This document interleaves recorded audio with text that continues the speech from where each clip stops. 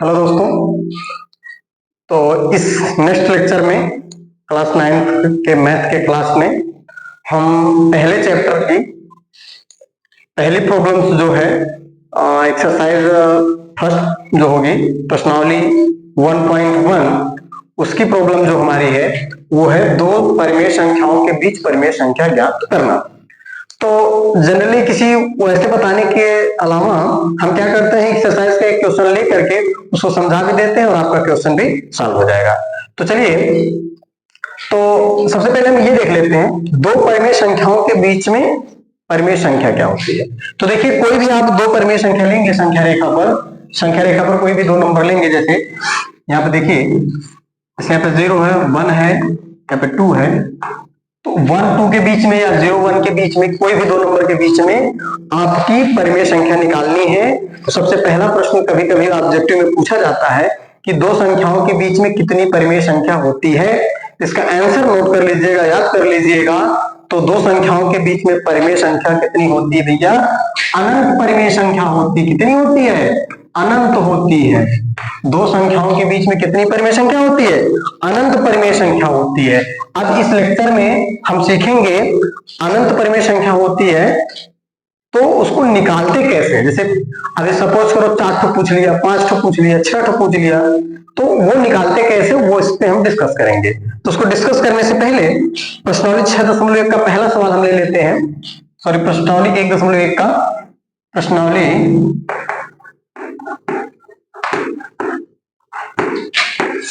1.1 का पहला सवाल ले लेते हैं। कि देखिए, आपकी एनसीईआरटी का क्वेश्चन है, प्योर एनसीईआरटी का। आप वहां पे क्वेश्चन आपको मिल जाएगा। पहला क्वेश्चन है आपका, पहला क्वेश्चन है, क्या शून्य एक परिमेय संख्या है? क्या शून्य एक परिमेय संख्या है? क्या इसे p बटे q के रूप में लिख सकते हैं? तो देखिए, शून्य के बारे में हम समझ लेते हैं। पहला क्वेश्चन शून्य को पूछ रहा है। शून्य क्या परिमेय संख्या है? तो परिमेय संख्या की अभी पिछले लेक्चर में बताया गया परिमेय संख्या होती क्या है। तो अगर नहीं देखे हैं तो पिछला वीडियो जाकर के देख लीजिए। तो परिमेय संख्या होती है जिसे हम p बटे q के रूप में लिख सकते हैं और q जो है 0 के बराबर नहीं होना चाहिए और p और q दोनों पूर्णांक होने चाहिए। तो देखो 0 क्या है? 0 क्या इसे p बटे q के रूप में लिख सकते हैं? तो इसे इसका आंसर होगा, क्या 0 परिमेय संख्या है? तो आपका आंसर होगा हाँ, 0 परिमेय संख्या है। आप इसको इस तरह से लिखिए, शून्य परिमेय संख्या है, शून्य परिमेय संख्या है। ठीक है, शून्य परिमेय संख्या है। और उसको एक्सप्लेन करना है तो आप इस तरह से एक्सप्लेन कर दीजिए। कैसे है? देखिए, शून्य को 0/1 लिखा जा सकता है। इसमें 1 से भाग करोगे तो रिजल्ट में शून्य ही आएगा। तो ये क्या हो गया? p बटे q के रूप में लिखा जा सकता है। और ये देखिए, p बटे q के रूप में है कि नहीं है? ये p बटे q के रूप में है। और क्या है? q जो है 0 के बराबर नहीं है, अतः शून्य जो है आपका एक परिमेय संख्या है। तो वीडियो स्टॉप करके अगर नोट करना चाहे नोट कर लें, नहीं तो हम आते हैं क्वेश्चन नंबर 2 पे। देखिए, क्वेश्चन नंबर 2 हमारा क्या कह रहा है? क्वेश्चन नंबर 2 ही है जो पूछ रहा है कि 3 और 4 के बीच 3 और 4 के बीच 3 और 4 के बीच 6 परिमेय संख्या ज्ञात कीजिए। 6 परिमेय संख्या ज्ञात कीजिए। ये क्वेश्चन है, क्वेश्चन एनसीईआरटी बुक में मिल जाएगा। स्क्रीन पर भी आप स्क्रीन पर से देखकर भी क्वेश्चन आप नोट कर सकते हैं, वीडियो रोक करके। तो 3 और 4 के बीच 6 परिमेय संख्या। ठीक है, तो परिमेय संख्या निकालने का 2 तरीका है। एक हम पहले सिंपल सा तरीका बता रहे हैं, आप उससे किसी भी क्वेश्चन को हल करेंगे तो कम समय में उससे आप निकाल पाओगे और कम जगह लगेगी, कम समय लगेगा, आसान सा तरीका है। तो पहला मेथड देखेंगे हम। फर्स्ट मेथड माने तरीका होता है। फर्स्ट मेथड देखेंगे, क्या है पहला मेथड? जितनी परिमेय संख्या में निकालनी उसमें 1 जोड़ दो। कितनी निकालनी है?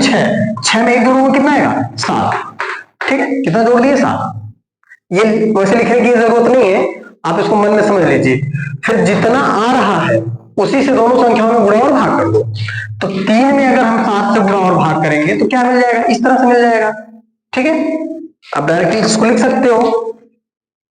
डायरेक्टली क्या कर सकते हो? इसको लिख सकते हो 3 में 7 से गुणा करोगे और भाग करोगे, तो 3 में 7 से गुणा करो, या ऐसे ही लिख लो जैसे हम लिख रहे हैं, 3 गुणे 7 ऊपर और 7 नीचे, और इसके बीच में जगह छोड़ देते हैं, बीच में ही अभी हम सारी संख्याओं को लिख देंगे।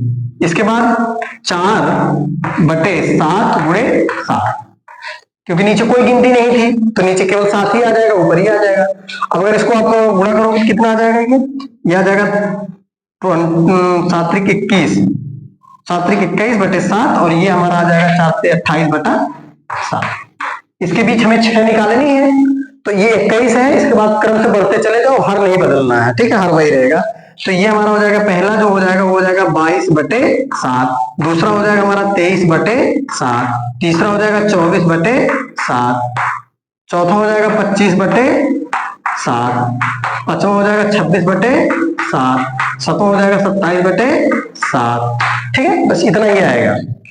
अब ऐसा नहीं है कि इसके बीच 6 आएगा इसके बाद तो नहीं आएगा, हमने पहले बता दिया संख्याएं कितनी आती हैं, अनंत आते हैं, जितना निकालना आप उतना ही अपने हिसाब से लिख सकते हैं, ठीक है। तो ये देखो 6 तो आ गई, आप चेक कर सकते हैं, ये इसी के बीच में है।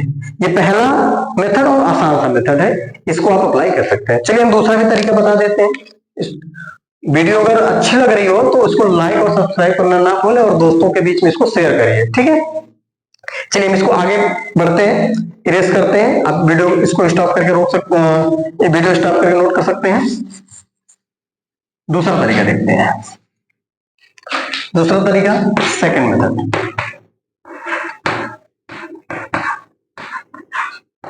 और हाँ, एक विशेष चीज, दो संख्याओं के बीच में परिमेय संख्या को किताब से आंसर मिलाने की जरूरत नहीं है, क्योंकि दो संख्याओं के बीच में अनंत परिमेय संख्या होती है। तो आप जो निकाल रहे हो अनंत में से कोई 5-6 निकाल रहे हो, हम जो निकाल रहे हो भी हम 5-6 निकाल रहे हैं, और जो किताब में आंसर दिया वो 5-6 निकाला है।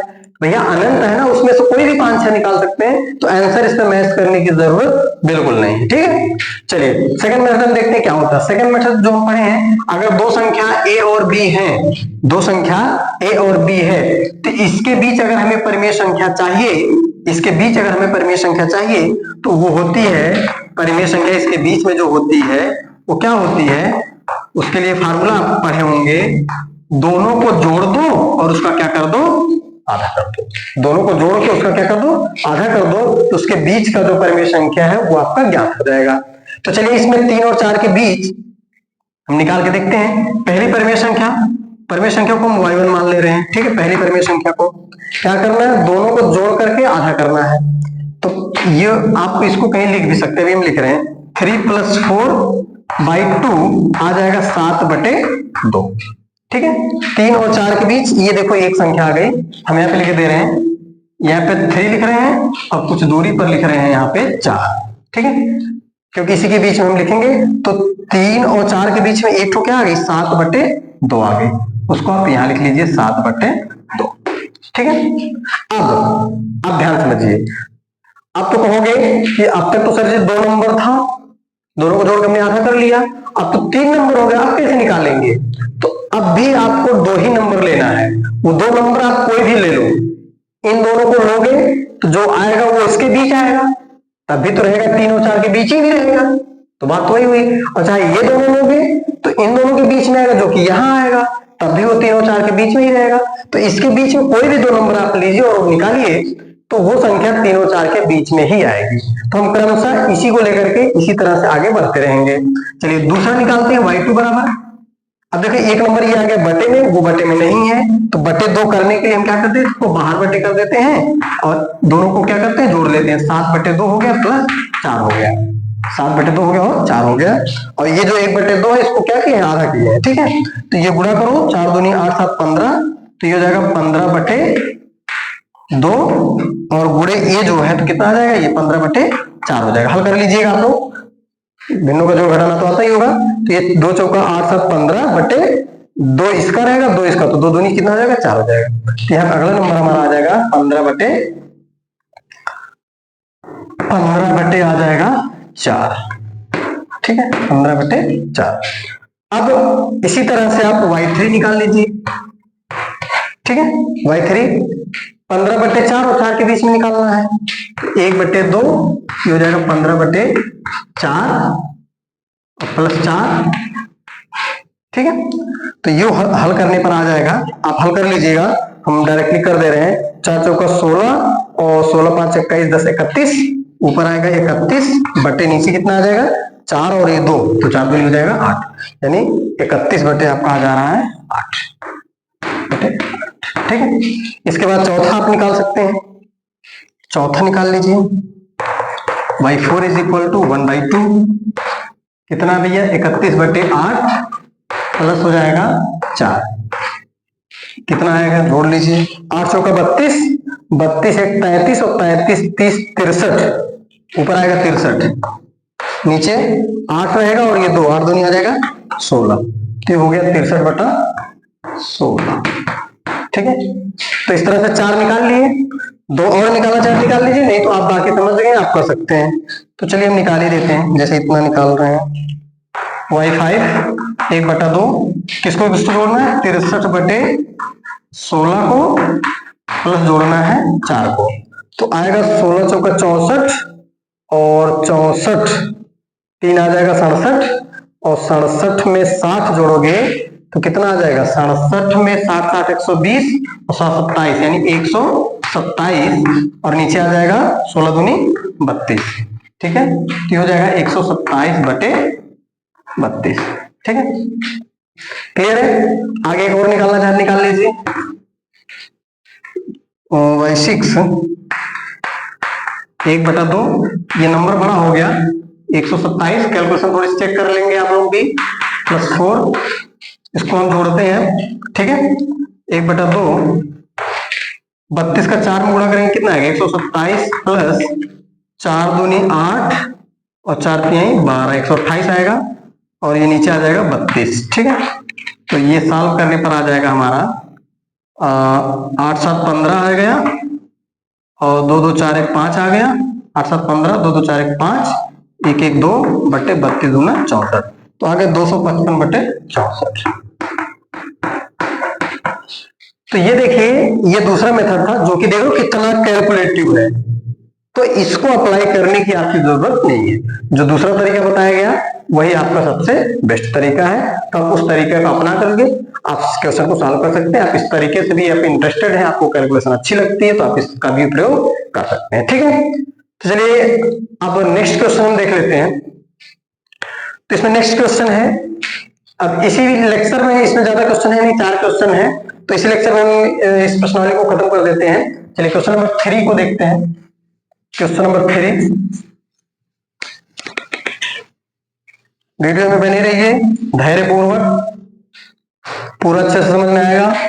क्वेश्चन नंबर 3 हमारा क्या कह रहा है, देखिए 3/4 और 4/5, 3/5, 3/5 क्वेश्चन हमारा है 3/5 और 4/5। प्रश्न कह रहा है इसके बीच हमें निकालनी है कितनी संख्या है, 5 निकालनी है। कितनी निकालनी है 5, कितनी निकालनी है 5। तो मेथड क्या बताया गया था अभी, जितनी निकालनी है उससे 1 प्लस कर लीजिए, तो 5 निकालनी 1 प्लस करेंगे कितना हो जाएगा 6 हो जाएगा, तो ऊपर नीचे 6 से क्या करना पड़ेगा गुणा करना पड़ेगा, तो 3/5 इसमें हमें गुणा करना है 6 से ऊपर और 6 से नीचे, और यहाँ पे 4/5 ये यहाँ लिख दे रहे हैं 4/5 गुणा करना है 6 से ऊपर 6 से नीचे, 6 मिला कहां से, जितनी संख्या निकालनी है उसी से 1 क्या करना है प्लस कर देना है। तो हमारा हो गया 3 छक्के 18 बटे 6 पचे 30, और यहाँ पर हमारा हो जाएगा 4 छक्के 24 बटे 5 छक्का 30, तो हर तो सेम रहेगा, नंबर को बदलते जाइए। 18 के बाद कितना आ जाएगा 19/30, ठीक है, फिर कितना आ जाएगा 20/30, फिर कितना आ जाएगा 21/30, फिर कितना आ जाएगा 22/30, ठीक है, 3 1 4 हो गया, ठीक है, आपका आ जाएगा 23/30। जो नंबर कट रहे हैं उनको काटने की जरूरत नहीं है, आप यही लिख दीजिए, यही आपका आंसर हो जाएगा। ठीक है, चलिए इसको हम इरेज करते हैं, आप वीडियो रोक करके इसको नोट कर सकते हैं, कोई दिक्कत नहीं है, इसमें कोई कैलकुलेशन नहीं है, जितना निकालना है उससे 1 बढ़ा करके ऊपर नीचे गुणा कर दीजिए। इसके बाद जैसे यहाँ 18 है तो ये देखो 18 के बाद 19 20 21 22 23 क्रम से लिखा गया, कुछ नहीं करना है, और नीचे 30 30 जो हर रहेगा वही सब में लिख दीजिएगा। ठीक है, चलिए नेक्स्ट क्वेश्चन देखते हैं हम, क्वेश्चन नंबर 4। क्वेश्चन नंबर 4 देखिए हमारा क्या है, देखिए क्वेश्चन आपको देख लेते हैं। क्वेश्चन हमारा क्या है, पहला क्वेश्चन चौथे में कह रहा है नीचे दिए गए कथन सत्य है या असत्य, कारण के साथ अपने उत्तर दीजिए। तो पहला क्वेश्चन है प्रत्येक प्राकृतिक संख्या एक पूर्ण संख्या होती है। तो आप सोच के बताइए, अभी हमने इसके मतलब ये चीज हमने पहले लेक्चर में बताई है। इसको समझने के लिए पहला वीडियो आपको इसके पहले वाला वीडियो आपको देखना पड़ेगा, तो उसको देख लीजिएगा तो अच्छे समझ में आ जाएगा। तो प्रत्येक प्राकृतिक संख्या एक पूर्ण संख्या होती है, ये बिल्कुल सत्य है। प्राकृतिक संख्या जो होती है, ये कथन क्या है पहला हमारा, ये सत्य है। ठीक है, प्रश्न क्या पूछा था, कह रहा प्रत्येक प्राकृतिक संख्या पूर्ण संख्या होती है। तो देखो पूर्ण जो होती है, जो पूर्ण संख्या होती है, कारण साफ लिख रहा है ना, तो आप कारण लिखा दीजिएगा। पूर्ण संख्या में क्या होता है, जीरो से लेकर के अनंत तक होता है। जबकि प्राकृतिक में क्या होता है, प्राकृतिक में क्या होता है, अगर आप पुरानी वीडियो नहीं देखे तो देख लीजिए पिछली वीडियो। प्राकृतिक संख्या में क्या होता है, प्राकृतिक संख्या में 1 2 3 4 आता है, ठीक है, अनंत तक। तो देखो इसमें 1 2 3 4 तो है, ये जीरो भी है, यानी ये सारी की सारी गिनती पूर्ण में आ रही है कि नहीं आ रही, तो बिल्कुल आ रही है। तो यही पूछ रहा है, तो सभी प्राकृतिक संख्या पूर्ण संख्या होती है, ये कथन सत्य है, क्योंकि ये सारी की सारी संख्या पूर्ण संख्या में आती हैं। चलिए दूसरा क्वेश्चन हम देखते हैं। इसका दूसरा पूछा गया है, इसका दूसरा है प्रत्येक पूर्णांक एक पूर्ण संख्या होती है। अब बड़ी चीज छोटी कैसे होती है, ठीक है, तो ये प्रत्येक पूर्णांक, पूर्णांक में क्या होता है, आप संख्या रेखा में जितने नंबर देख रहे थे सब के सब क्या है, पूर्णांक है। और पूर्ण संख्या क्या होती है, वो जीरो से उधर की होती है। तो प्रत्येक पूर्णांक ज्यादा होता है और पूर्ण संख्या कम होती है, तो ज्यादा संख्या जो छोटे में नहीं आएगी, तो इसका आंसर क्या हो जाएगा, असत्य हो जाएगा। क्या हो जाएगा, असत्य हो जाएगा। कारण आप लिख सकते हैं, जो देखिए पूर्ण संख्या वो क्या है, 0 1 2 3 4 है, और जबकि पूर्णांक हमारा क्या होता है, पूर्णांक हमारा क्या होता है, यहाँ पे लिख दे रहे हैं, पूर्णांक हमारा क्या होता है 0 1 2 3 आगे अनंत तक, और इधर -1 -2 -3 अनंत तक। तो देखो पूर्ण संख्या आपका पूर्णांक में आ सकता है, लेकिन सारे पूर्णांक पूर्ण संख्या में नहीं आते हैं। तो प्रश्न पूछा प्रत्येक पूर्णांक ये पूर्ण संख्या होती है, तभी कहा, अभी हम -2 को ले लें, क्या -2 पूर्ण संख्या है, नहीं है, इसलिए प्रत्येक पूर्णांक जो पूर्ण संख्या नहीं होता है। ठीक है, चलिए तीसरा देखते हैं।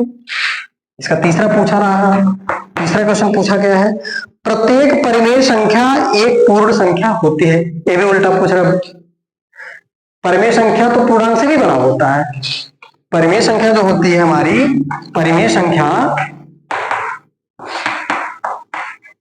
तो इसका आंसर भी क्या है, असत्य है। तीसरे का आंसर भी असत्य है, क्योंकि परिमेय संख्या बड़ा कलेक्शन है। परिमेय संख्या में सब आ जाता है, परिमेय संख्या में z भी आ जाएगा, यानी पूर्णांक आ जाएगा, और इसमें क्या आ जाएगा, पूर्ण संख्या भी आ जाएगी, और प्राकृतिक संख्या भी आ जाएगी। तो सारे के सारे पूर्ण परिमेय होते हैं, पूर्णांक परिमेय होते हैं, पूर्ण परिमेय होते हैं, प्राकृतिक पूर्णांक परिमेय होते हैं। लेकिन परिमेय जो है वो न तो पूर्ण होगा कभी, न तो कभी पूरे पूर्णांक में आएगा, न तो कभी होल नंबर में आएगा, न तो प्राकृतिक संख्या में आएगा। तो ये भी कथन असत्य है, क्योंकि परिमेय संख्या बड़ा संग्रह है, इसमें ज्यादा नंबर होते हैं, इसलिए परिमेय संख्या जो है, प्रत्येक परिमेय संख्या पूर्ण संख्या नहीं हो सकती है। ये चीज आप लिख देंगे, क्योंकि परिमेय संख्या में प्रत्येक पूर्णांक आते हैं, इसलिए प्रत्येक परिमेय संख्या पूर्णांक नहीं हो सकती है। वीडियो को रोक रोक करके आप इसको नोट कर सकते हैं। ठीक है, तो ये एक्सरसाइज कंप्लीट हुई। अब अगली एक्सरसाइज के लिए, अगली टॉपिक के लिए मिलते हैं नेक्स्ट वीडियो में।